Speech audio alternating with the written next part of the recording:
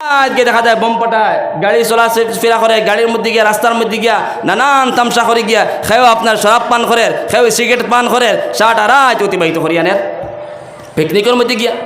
গত বছর দেখা গেছে এরাও এক জায়গার মধ্যে ফোন আইসি বলে, হুজুর পিকনিকও গেছিলো একদল মানুষ গাড়ি অ্যাক্সিডেন্ট করিয়া হো জায়গার মধ্যে ইন্তেকাল হয়ে গেছেন গিয়া।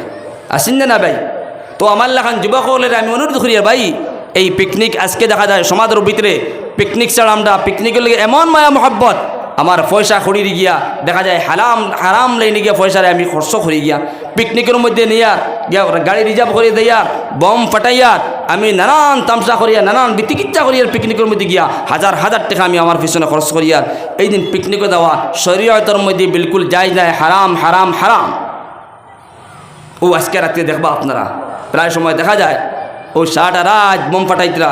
আজকে ভাই মুসলমানরে কষ্ট দেওয়া হয় না, মুসলমানরে আপনি কষ্ট দিতে পারতা না। আজকে দেখা যায় সারাটা রাত মোবাইল বম পাঠাইতরা আর গাড়ির আওয়াজ চিল্লানি রাস্তার মধ্যে, অন্য মানুষ ঘুমাইতে পারেন না, অন্য মানুষের ডিস্টার্বর। আজকে তুমি কোন শরীয়ত ফাইলায় আপনি মানুষের কষ্ট দেওয়া?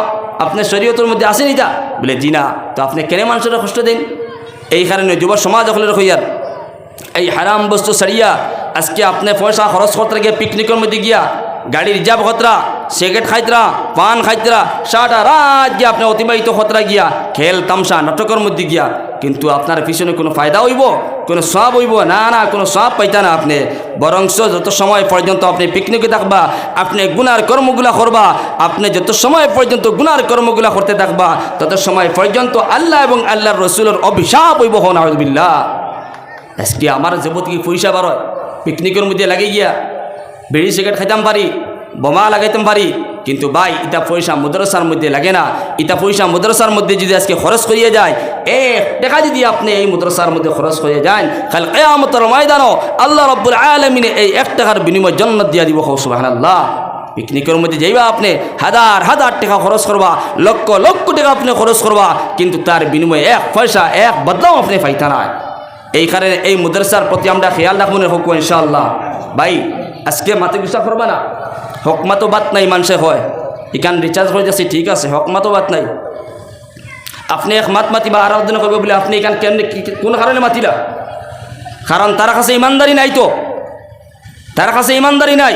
মসজিদের ইমাম সাহেব কবে আপনি এখান মাতিলা কেন কারণে? বাকি বিকাল উবিতে ইমাম সাহেবের গাছ পুষ কাটাই লাগবো, হকমা তো বাত নাই। তো ভাই হল দুষ্ট হল বুজুর্গ হল আজকে সমাজের ভিতরে দেখা যায় আমরা এই দিন মাদ্রাসাগুলো আছে, মাদ্রাসাগুলোর মধ্যে যত বেশি মাদ্রাসা হইব আমরার ফায়দা হইব, যত বেশি মাদ্রাসা আমরার ফায়দা আছে। কারণ হাজার হাজার স্কুল কলেজ বনেন না কোন চান।